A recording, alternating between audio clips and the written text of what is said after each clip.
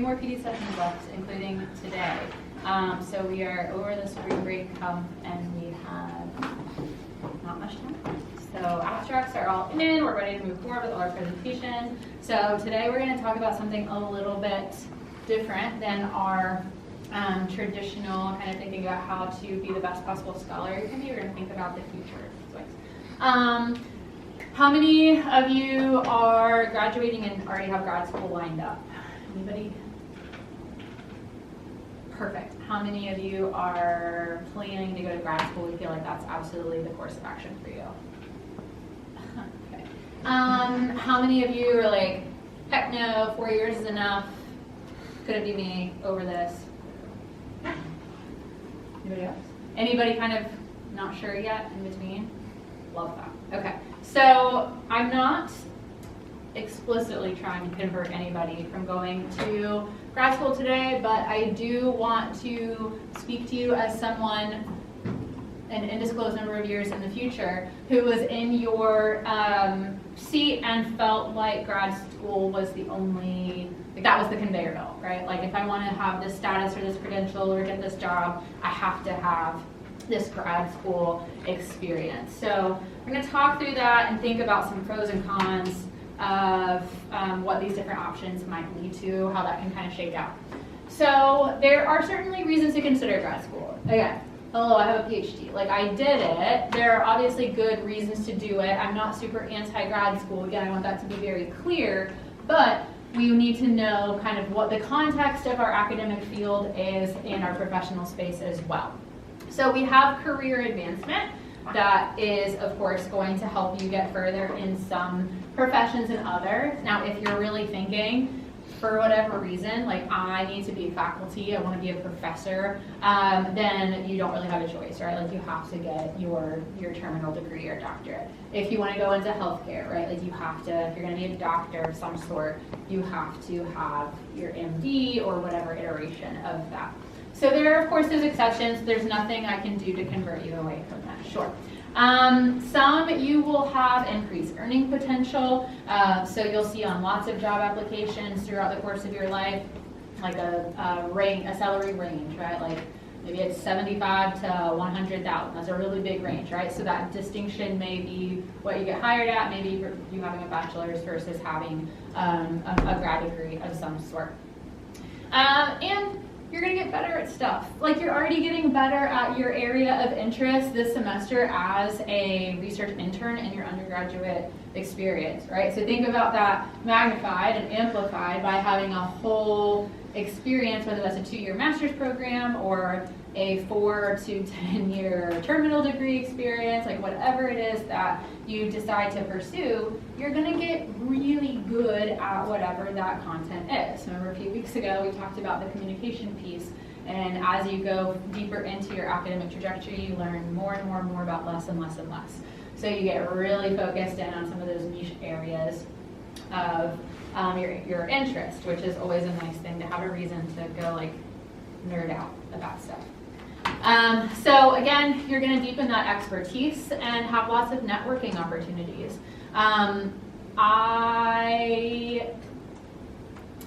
There are going to be ways that you can network academically and professionally and everywhere in between, whatever path you pursue. But of course, networking within your area of academic interest can be particularly helpful. A lot of the times, folks in academia will still have pretty strong connections to people in the professional space in that same field, right? So if you have an engineering professor, they probably have pretty close connections with industry folks as well, most of the time, not always. So they can kind of be this stepping stone for you to think about, oh, if I go on to grad school, we'll have all this, like, you know, the concept map of like, well, if I know him and he knows him, then I also know him by proxy and so on and so forth. So that's a great opportunity for you to think about as well, because more often than not in this day and age, you get opportunities by who you know, not what you know. And so having those doors open for you and that social capital can absolutely be a beneficial aspect of participating in grad school. Again, you will have networking opportunities in your professional space, in your industry as well. So I don't want it to be perceived as like a binary, like you either do one or the other. But it can enrich that networking experience. And you're all in this program because you like to be innovative to some degree, I hope. Some of you might just, again, want a credential, that's fine too. But for the most part, probably, I'm assuming you're choosing this to be your part-time job because you like to learn, you like to be on the cutting edge of things or know something that nobody else knows so far, which is a really cool feeling. So participating in grad school can obviously give you a pathway to be really innovative and engage in original research. So, yeah. Slides 1 and 2, I'm pro grad school. I want that to be very clear. It can be beneficial. There can be appropriate routes for you to pursue that. However, there are certainly drawbacks. It's expensive. Like, it's expensive. College tuition is one of the most significant price tags that has been impacted by inflation over the past 30 to 40 years. And grad school is no different. It's had like a 450% increase over the past few decades. So that's only going to probably continue to go up with the movements to change financial aid access, with the access to grants, and the frequency that you're seeing those, right? We're in a moment where those are kind of all on pause and we don't know what the future of those is going to look like. So when it comes to the reality of a college, for better or for worse, especially large R1 institutions like UNC Charlotte, don't record that part, but at the end of the day, we're a business. That just is what it is. It's a business. You have to charge money to be able to provide services. And so when you're thinking about access to graduate school, I remember very distinctly advisors in my master's program made it very clear. They beat it into us. They said, do not go to a PhD program that's not going to fully fund your experience there. It's too expensive, and the ROI, especially for somebody in education, is probably not there if it's all coming out of your pocket or if you're taking out all these loans to fund your experience. So when you think about the cost of school, though, you also have to think about, and we're thinking about the time commitment piece, they go hand in hand here, right? So you have your very expensive tuition, but you also have to like live, you have to eat, which we've all seen grocery prices, like it all adds up, right? So you are going to have access to a variety of different package options in grad school. That could be full rides, and you get not only your tuition covered, but you also might get a graduate assistant role or a research assistant role or a teaching assistant role that includes an additional stipend on top of your tuition waiver. So you're going for free and getting paid a little bit extra, but it's going to be very small. It's going to be like less than $50,000 a year by far. So it could be anywhere from $20,000 a year to $50,000 a year. So thinking about what you can live on in that time is really important. And what the weight of that versus like any student debt that you might take out. I've worked with students, I've had peers who have had those GA roles that give you a tuition waiver, but still chose to take out a few loans to support just, again, they have to pay rent.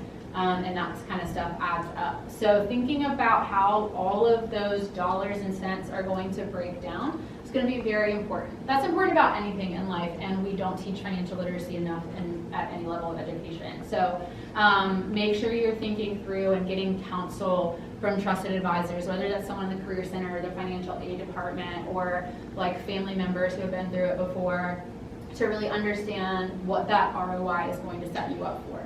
So when I talk about ROI, return on investment, any money that you pay into your education is, of course, an investment. You're investing in your opportunity to be promoted more, to get better jobs, to have more money on your paycheck every other week, right? But if your paycheck that you're getting for the next 30 years doesn't put a dent in that student debt that you continue to accrue through 2 more or 4 more or 8 more years of school, then that ROI is not there. Right? So you have to think about, is the jump from a bachelor's degree to a terminal or a graduate degree going to have that much of an impact on my access to these high-paying careers that's going to have a significant enough return on investment for me. And so again, for someone, and it depends on discipline, but again, in education, you know, we're not doing this for the paycheck, like, to be very clear.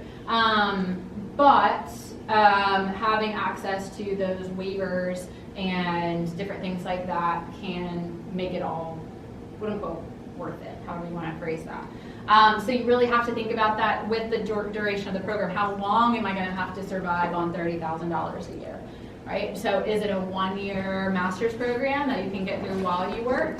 Sometimes that's a great option.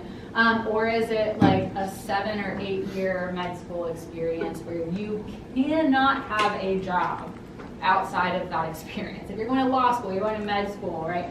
You're not getting a part-time job on top of that. Like, that is your whole entire life for 80 to 100 hours a week.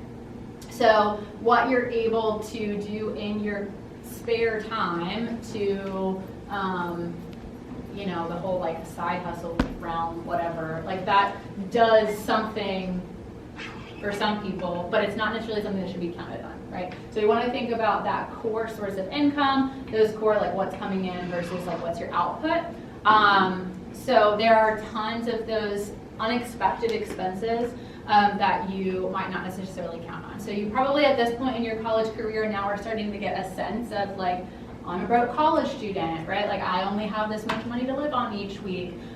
So can you imagine extending that experience that much longer? And again, is that return on investment going to be there for you? So for some, it definitely is. For some, it's debatable. For some, it's absolutely not. So this is where I tell students all the time, if you come to me and you say, hey, this is my situation. If you are saying something that to me is, in my expert opinion, is totally egregious and a terrible idea, I'm going to be explicit with you and say, don't do that, turn around, dead end, right? I will do everything in my power to stop you from making a bad mistake. If it is not, then I'm very much like, let's look at all the possible outcomes. And that's where we're at today. I'm not trying to explicitly talk you out of anything, right? I'm saying let's look at all the possible outcomes to make sure we make the most informed decision for our own circumstance. And then we have the necessity of the degree. So the core message that I always end up talking about through this particular PD session is the hellscape of capitalism that we live in, where a lot of us, there's like this Venn diagram of like, we need a credential to feel important, right? We need a title to feel important. And then there's also those of us who probably are most of you here, where like, we're perfectionists, we're high achievers, we want to do really, really good. If I'm going to do something, I want to be the best at it. That is why I'm in therapy today. I'm a recovering honors student. So if you're in the honors program, make sure that's part of your health insurance plan moving forward. But you have to know whether the degree is actually necessary for your well-being and your professional success, or is it that voice that we're socially conditioned to think of like my worth and my value is in the title or the degree that I hold, okay? So that is a very, very real, significant question that every single student that I've ever worked with in this program has had to sit and ask themselves. Now, you may already be like checking out and zoning out and you're like, no, I already have my mind made up, and that's fine. Again, like I'm not here to convert. But I really, really want you to take the time to think about, is this something that I want to be, because again, personal experience, undisclosed number of years ago, I was sitting in your seat, and my whole life I've been like, well, if I'm going to do something, like I need to be the valedictorian. If I'm not the valedictorian, what's the point? I need to not just play soccer, I need to play Division I soccer. If I'm not playing Division I, what's the point? I need to get a PhD. If I'm going to get and be in academics and I don't have a PhD, what's the point? Very toxic, not good. Do as I say, not as I do. But there is that commonality in a lot of the students that come through this program. We're like, I want to be the best version of this. I want to be the top of what I'm doing, which is what leads a lot of our applications to say, I need research because I want to go to med school. Honey, a lot of you are not going to med school, and that's okay. But we need to think about, again, what it is that you want to get out of med school. Is it because you want to be a doctor and have that credential and title and get this 8 years of very high debt that is going to take you a long time to pay back and never really be free of it? Or is it that you want to address public health crises and you want to help people, right? And there's a clear parallel path for that option. So we want to think about what our values are and what the objective is that we see ourselves having professionally to help us kind of frame these questions for ourselves. So the necessity of the degree versus am I finding, this is your mental health moment of the week, am I finding my worth in my title or credentials or my grades or things like that, is kind of what we need to start to deconstruct a little bit before making some of these really big, expensive decisions.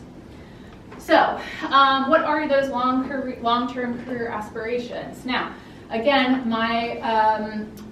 this is where I always interject a lot of my background through this particular presentation, because again, 17 years old. What did I know? 17 years old. I was very far away from having a fully formed frontal lobe, but I said, by the time I'm 30, I need to have a PhD. Like, why? Why? Like, it was just like looking back, I'm like, why? Who was she? She didn't know. I didn't know what I wanted a PhD in. I didn't know what I wanted to do with a PhD, but I said less than 2% of the population has a PhD. Bet I'm gonna be that 2%. I'm gonna have a PhD because I'm gonna be the best at whatever I do. And like I did it, but again, like it's worked out, but I didn't need it. Like I didn't need it. Now, for some of the different, because I definitely tell students all the time too. I didn't wake up when I was 10 years old and someone said, what do you want to be when you grow up? And I said, Associate Director of the Office of Undergraduate Research. Like, nobody's saying that. So you don't necessarily know all the time what that trajectory is going to look like, but being flexible and understanding how you're empowering yourself and setting yourself up to be successful in those different spaces is what matters here, okay? So I will talk about some different routes here in a second, but for the time being, I want you to take a few minutes to look up a job posting if you can find one for your dream job. So if you think about when I ask, what do you want to be when you grow up? Not necessarily what you want to have your entry-level job to be, right? But if you're like taking the aspect out of it, like when someone says, what's your dream job? I say like independently wealthy, like I don't dream of labor. But like taking that part out of it, if you're like, this is how I want to put food on my table, then this is what I would be doing. So take a few minutes and search for a job posting that describes that dream job. I'll give you 3 or 4 minutes to do that.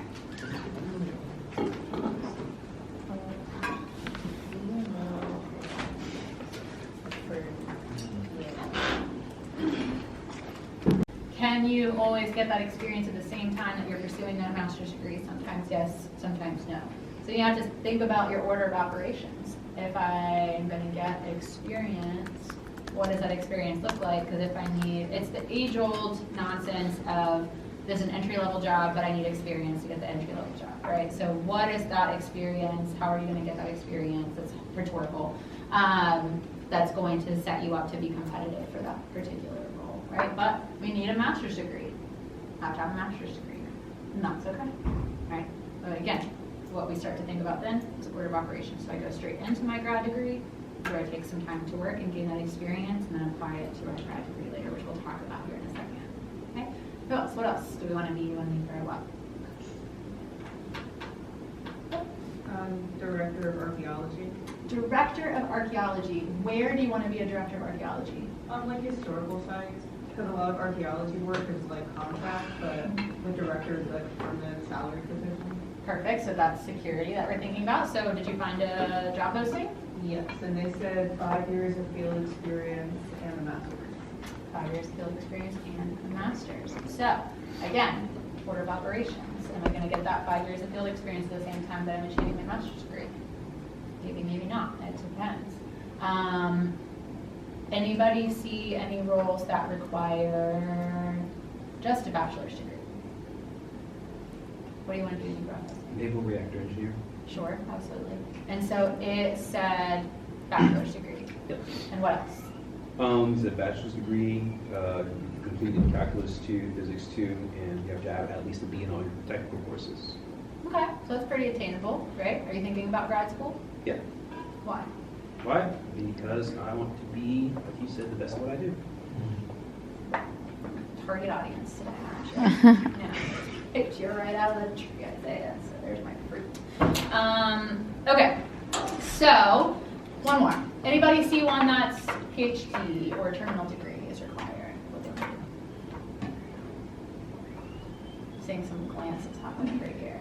I kind of found one. I don't know if it was what I was, specifically. I was just trying to find general, but it was postdoc. Yeah. Okay, what's the job? What do you want to do? It was like climatology and stuff. Climatology stuff. Where does this climatology stuff occur organizationally? Like what job? Yeah, like, is that with the This is with the university. university? Okay. Okay. So you have to have a postdoc. Okay. All right. So these are the types of things that you want to start researching.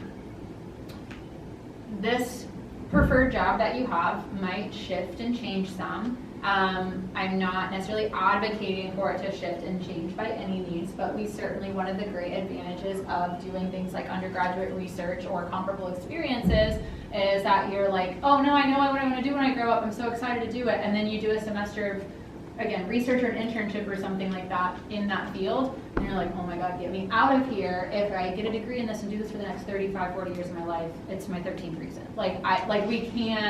It can't happen. So you have to be consistently reflecting, is this trajectory still in line with my values? What I want to feel productive and valuable? Is this going to be part of my work-life balance? Is it going to be my financial values, my educational values, right? So what you're able to pour in, or that investment that you're making, is that going to come back in the positive? But continue to be thinking about what some of these job descriptions look like. Potentially one of the greatest other benefits of doing things like this is you get to talk to your mentors about what experiences they've had professionally. Some of them are certainly career academics, where they were on that conveyor belt and they went straight from bachelor's to their PhD and straight back into the classroom and the lab to be a professor. Not that there's anything wrong with that per se, but also like expand your horizons. Think about some alternative options of how you're going to apply this brilliant research that you are developing as a student now. So, look at lots of job descriptions. Look at the entry-level job description. So if you see one where you're like, oh, I have to have experience, I have to have 5 years field experience, or I have to have 2 years experience in synthetic pharmaceuticals, what then reverse engineer? Like, what is my job to get that experience? So you need to make sure you have an understanding of the landscape of your entire profession to intelligently make these decisions. Okay? So that's something that you can continue to kind of circle back to once a semester maybe through your college career. Like, you should always be, of course, keeping your running Google Doc of all of your big accomplishments, projects, experiences that you can pull from your resume, right? At the same time that you're updating that buffet of experiences, and you can also check in and be like, all right, so are the experiences that I'm developing still in line with what the industry is expecting? Right? Because if you look as a freshman and you're like, when I was a freshman, the job description said this, right? But that can drastically change by the time you graduate, right? So you need to keep your finger on the pulse and make sure that you're continuing to adapt to what those expectations are. And again, you learn more and more and more about less and less and less. Do you want to really be that level of intimate with your subject, with your content knowledge? It's going to be a very intense level of focus on that particular content knowledge. So especially once you get to your maybe junior year of undergrad, you're definitely to that point of all those gen eds are done for sure, all the kind of prereqs are done for sure, like you're in it to win it by this point. Are you having enough fun in that field where you're like, yeah, I want 16 more classes in this content area and pass them all and enjoy them all. And of course with that, the rigor of graduate level coursework. So a lot more independence, a lot more depth of expectation there too. So continued assessment of your values. So some alternative options. We think about, again, the order of operations. When do I get experience? When do I get my master's degree? Or when do I get my PhD? All these different things. There is not a prescriptive answer to that. It's going to be dependent on your individual situation, your individual career, what your career calls for, what you're able to contribute. I had peers in my PhD program that had to take a break, like this is just a one-off example, but had to take a break because she had a baby. Like you can't really be like having a baby and writing a dissertation all the time. Like maybe you can, I don't know, that's not my path. But like you need to think about what you're able to give, and again, it's the input-output piece. So all of these factors are indicative of like how you're going to show up in those certain spaces, like as a professional, as an academic, as a friend, as a family member, whatever. You have to be fully present in these grad school experiences. But before or instead of whatever, the work experience is so valuable. There's a reason that experience is listed and specific experiences are listed on job descriptions.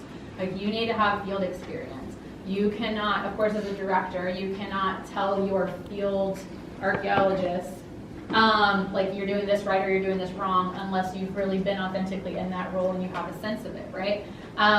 We all have probably seen like stereotypes or heard stories or whatever of like bosses telling people below them what to do, and the people below them are like, you don't even know my situation, you don't even know what my day-to-day in this role looks like, right? So we don't want to be that person. We want to make sure that we work our way up and have that sense of like what all these different levels of the profession looks like.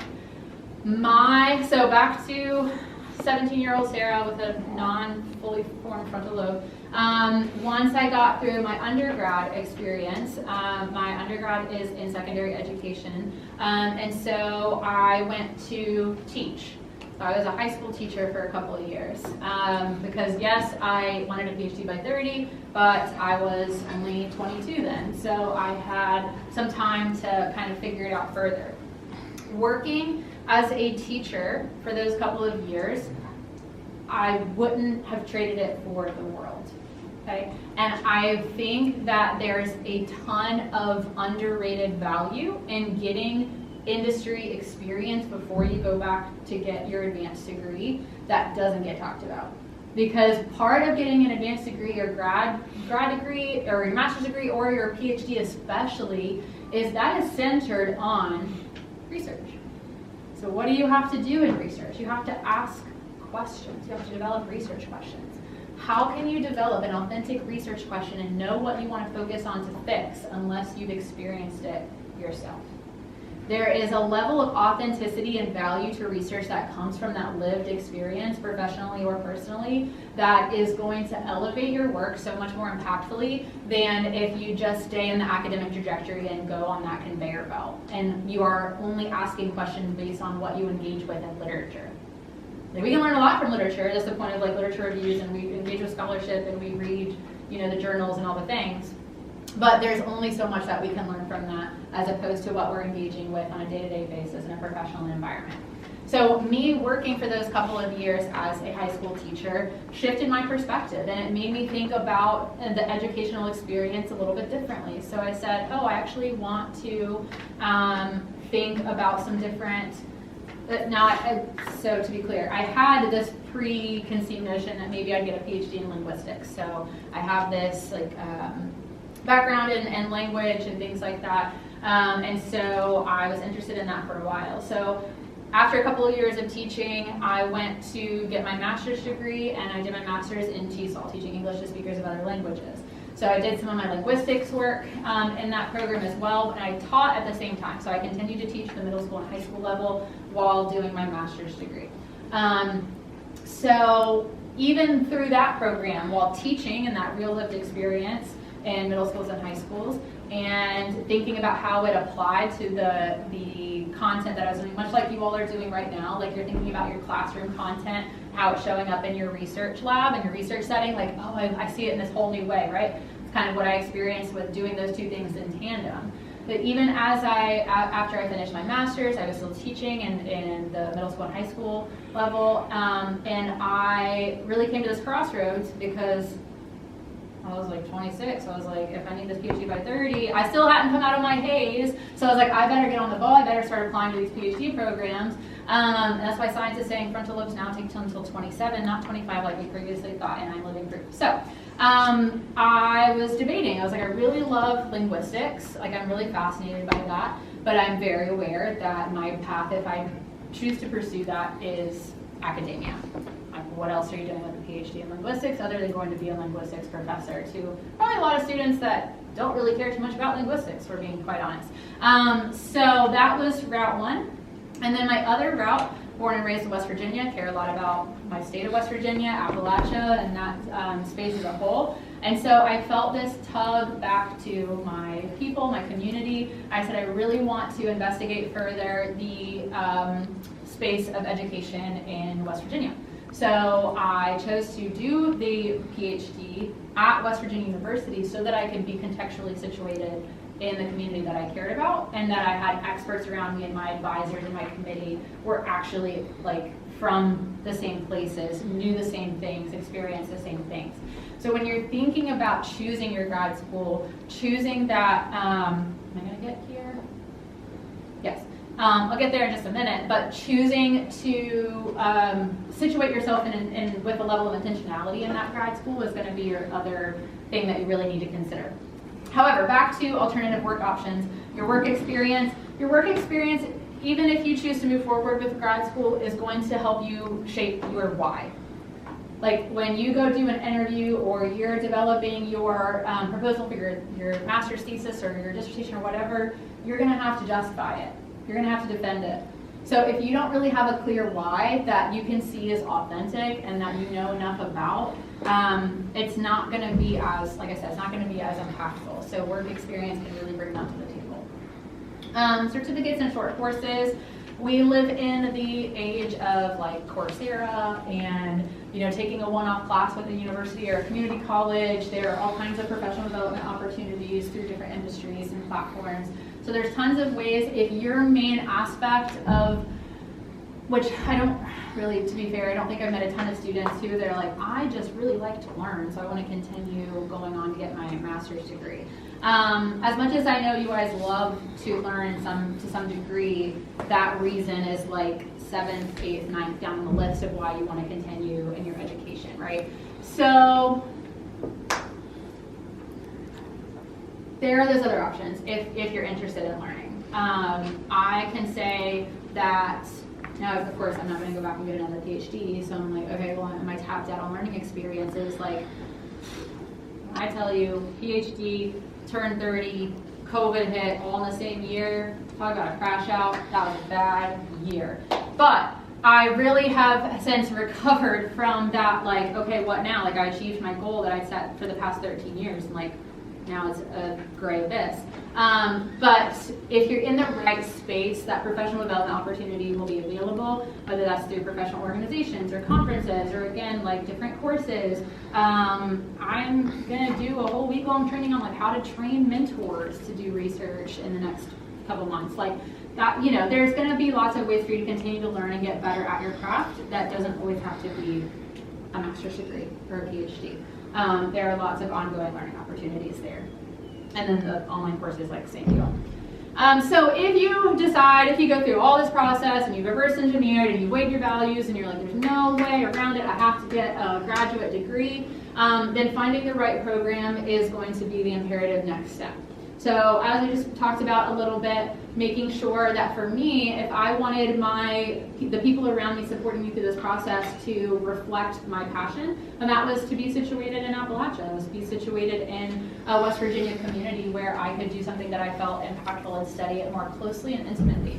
So in that process, talking to or knowing who is part of that department, right? Like I could have maybe very well gone to like a Virginia Tech or a University of Kentucky, right? Like they had comparable programs and comparable communities and things like that, right? But knowing who those advisors and doctoral instructors were and what their backgrounds were was really, really big for me to make that decision. And then also current students. What's your experience here? Are you getting support? When you're talking to mentors, both potential mentors at the university and the program, right? This was a red flag for me, and I talk about like really having all of the details. For me, I missed some red flags.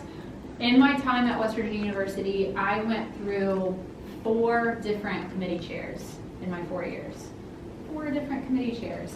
One I broke up with because she was in her tenure process in my 2nd year, going into my 2nd year of the program. She was up for tenure, and that became all consuming. I did not exist anymore. I was a fly on the wall. So I was not being supported at a very pivotal part in my doctoral experience. So I said, this is not it for me. We don't align anymore. So I moved to somebody else. I'm sorry, three chairs. I went to somebody else who didn't really align with me disciplinarily. She was in the education department, but her background was math. I'm like, I don't know about that. She doesn't know anything about like sociology or language. But the vibes were right, and the vibes were so good, in fact, that she quit her job after that year to go be a manager of a tattoo shop in Atlanta. So she was like out, and I was like, man, I knew I liked you, but this is now screaming pretty hard. So then the next person in my committee kind of stepped up, right? And she ended up being great. But then I also had to replace somebody else on my dissertation committee 2 weeks before my defense because she died. And it was just, listen, can't control that one, right? But you could have known about, hey, mentor who's saying that you're going to accept me onto your graduate team here. When are you up for tenure? Have you already achieved that? Are there any other priorities that are going to become important that's going to replace me? You deserve, as a student, paying or having somebody pay on your behalf thousands of dollars and a lot of time and energy to be a priority. If you get any sense in that timeline of those 3 or 4 years that you are not going to be a priority and they are going to put you on the back burner, run away. It is not going to be beneficial for you in any capacity, right? Now, again, couldn't have predicted the tattoo shop either. But the first one I could have avoided. And to be honest, she felt like such the right match for me. I may have chosen another institution entirely because she was it for me. She had the expertise that I wanted to learn from. So if it wasn't her, it probably would have been somebody else at University of Kentucky. I probably would have had an overall better experience there support-wise than I did at WVU. But I didn't know because I didn't know to ask those questions. So you have to make sure that you have people there that are ready to support you in a department that's going to be encouraging and rally around their doctoral students or master's students in whatever capacity. And then mentors in the academic side, industry side, same kind of deal, and go to all the info sessions, go to all the open houses. But I do think that talking to the people, part of the program, current students, I got asked to do that so many times, like, hey, we have this prospective student, they want to talk to a current student, like, would you mind chatting with them about the program? So look for those opportunities. That's where you're going to find the real tea and real, like, what is behind the scenes of this program that's going to make me successful or put me at risk. And everybody has a level of intuition and their gut, and if you walk away from that conversation and you're like, that person's never going to think about me again, they're not going to pursue me as much as I'm pursuing them, right? Then it's not a good match. So you need to make sure that you have that good sense of like all the stars aligning at that time. So weighing the pros and cons. At all the advantages and disadvantages, right? The financial, the time commitment, is this necessary for my job? Do I need therapy instead? These are the things that you need to consider. Your timeline. Again, is this going to be something that I go straight into from my undergrad? Because that's pretty quick turnaround. Like, that's a lot of stress to put on yourself, and granted, it's almost just as stressful to find a first job out of undergrad. Regardless, that transition is very tough, but you do need to think about and be aware of all these different timelines. Grad programs are usually taking applications in like early fall. So if you're graduating in May, right, like you've got to be thinking a year ahead almost. So making sure that you have all of that information in place, and then of course talking to all those different career advisors, mentors, professors, people who are going to be honest with you, not like, I know that I love the idea of like you have the same group message of 3 people that you consider the most toxic in the world, and they're like, you're right. Like those are not the people that you want to talk to about these really important decisions. You want to make sure that you have the career advisors, the folks in the industry, people who know your academic and professional objectives and what you've put into them so far, and give you honest feedback about what's going to set you up for the most success. So I'm not going to have you do this, but I encourage you to reflect moving forward about some of these different things, like if you were, especially if you were unsure about grad school today, and you weren't sure, like, is this something I need to consider or not? Like it's a reflection process. So I'm always happy to have more of those in-depth conversations too, if you ever want to make an appointment, not just this semester, but like at any point. If you're like, this is my situation, like I'm not sure how to weigh pros and cons, like I'm more than happy to sit down and have those conversations. Like you have not because you asked not. So let me know if that's ever something that crosses your mind. We can set up a time to chat. Okay, last couple of reminders. Next and final PD session, we'll be preparing for conferences, aka the URC, that's just around the corner. So Monday on April 6th, we'll